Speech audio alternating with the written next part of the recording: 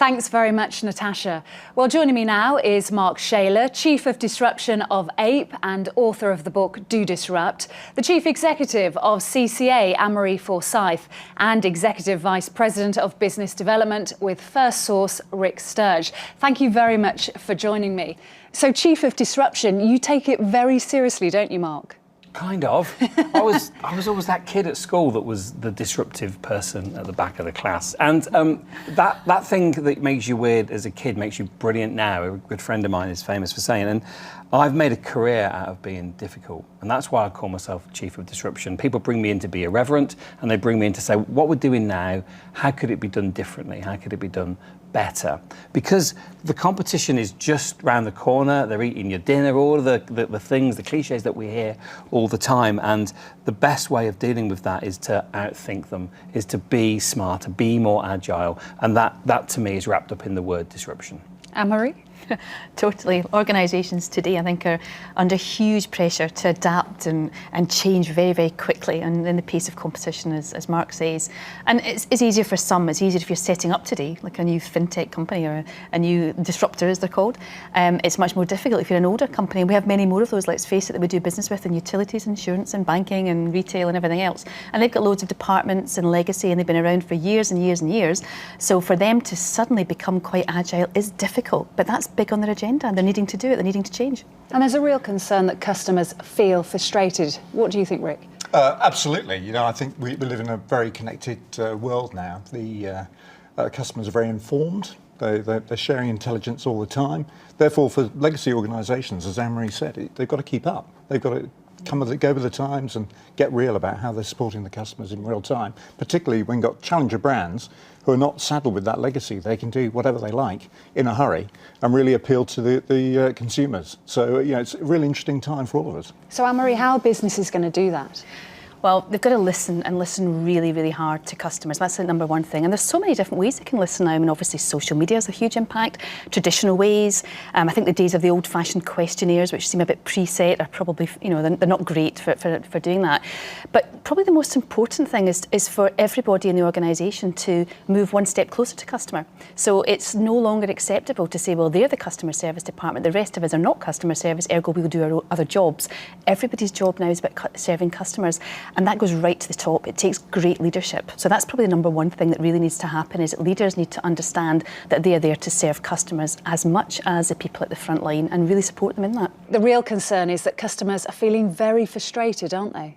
I've worked with some really interesting companies do amazing things. One brilliant house builder that builds both social houses and premium homes. And when you ring the number to inquire about the premium home, the first message you get recorded is, if you're experiencing social problems, press 1. If you're in rent arrears, press 2. If you'd like to talk about buying one of our premium homes, I've already gone at that point. And they just haven't thought through and walked the customer journey. And that is apparent in, I'd say, 8 out of 10 customer service interactions that I experience. Rick, do you think some businesses obviously are more concerned about making money than actually thinking about their customers?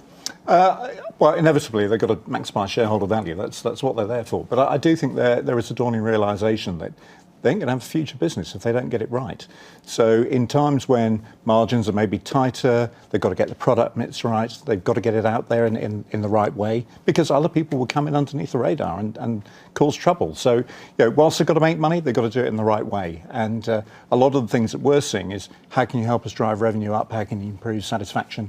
Rather than just the old-fashioned, let's get costs out of this business. Those two things are the same thing.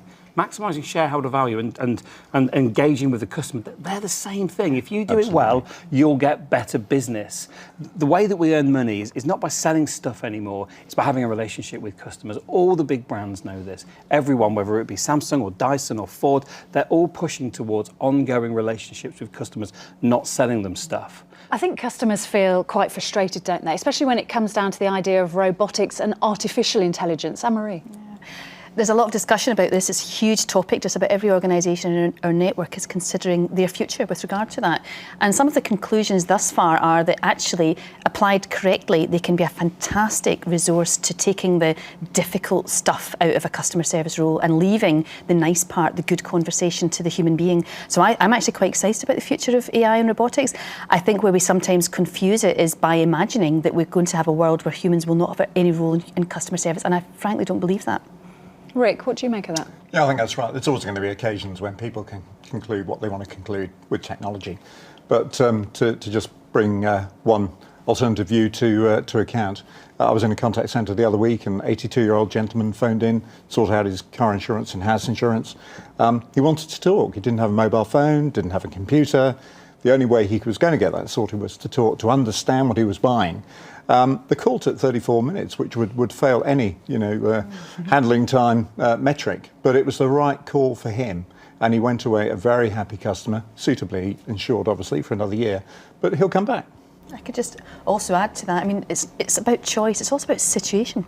So if you're in a bit of difficulty at the side of a road or whatever, I mean, you might just want a helping voice. There's nothing more reassuring than how can we help and let's get this sorted, rather than you having to do, already maybe a bit distressed. And, we're living in a very uncertain time.